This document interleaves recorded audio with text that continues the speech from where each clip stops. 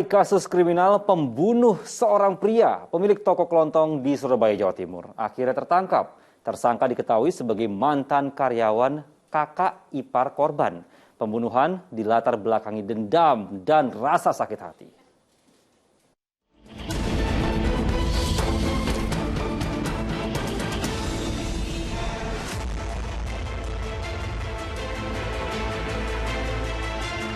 Warga Jalan Manukan Tama, Kecamatan Tandes, Surabaya, digemparkan dengan kematian seorang pria di dalam sebuah toko kelontong.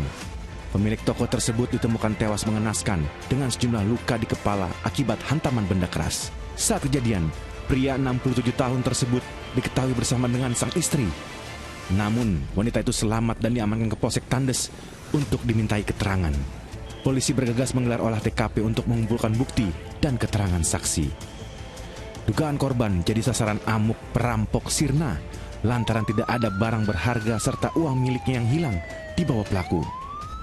Jenazah korban bernama Suyatio itu dibawa ke Rumah Sakit Dr. Sutomo Surabaya untuk diotopsi. Kita melaksanakan olah TKP, tadi sudah dilaksanakan. Ke depan ini untuk motif akan kita dalami, untuk penyelidikan ini akan kita laksanakan pendalaman guna menangkap pelakunya. Minimnya petunjuk yang mengarah ke identitas pelaku membuat aparat Polrestabes Surabaya dan Polsek Tandes menggelar olah TKP lanjutan. Petunjuk penting diperoleh polisi, yaitu rekaman kamera pengawas atau CCTV, serta keterangan saksi yang melihat seorang pria keluar dari rumah korban secara tergesa-gesa. Tetangga sekitar yang mengetahui bahwa di dalam itu ada sebuah tindak pidana, tapi dia nggak berani masuk. Yang untuk pertama itu nggak berani masuk. Begitu dia agak menjauh sedikit, yaitu ada salah satu atau seseorang keluar dari toko tersebut. 1 bulan lebih setelah kejadian, polisi akhirnya membekuk tersangka bernama Nur Huda di rumahnya kawasan Manukan Indah, Surabaya.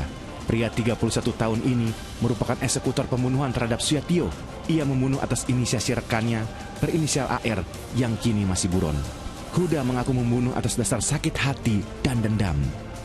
Ironisnya, dendam itu justru bukan terhadap Suyatio, melainkan terhadap pria berinisial YL yang merupakan kakak ipar korban. Huda diketahui sempat bekerja di toko milik YL. Ia mengaku kerap dimaki, lalu dituduh mencuri, hingga akhirnya dipecat oleh majikannya itu. Atas dasar itu, AR menyarankan Huda untuk melampiaskan dendamnya dengan menganiaya orang yang memiliki hubungan keluarga dengan YL. Pelaku pada saat ditangkap tidak melakukan perlawanan dan memberikan keterangan bahwa motivasi perbuatan tersebut dilandasi karena kekecewaan dan dendam. Namun diinspirasi oleh pelaku yang saat ini masih DPO. Huda dan rekannya AR menyambangi rumah korban yang bersebelahan dengan rumah YL. Mereka lalu mematikan saklar lampu luar rumah untuk memancing korban keluar.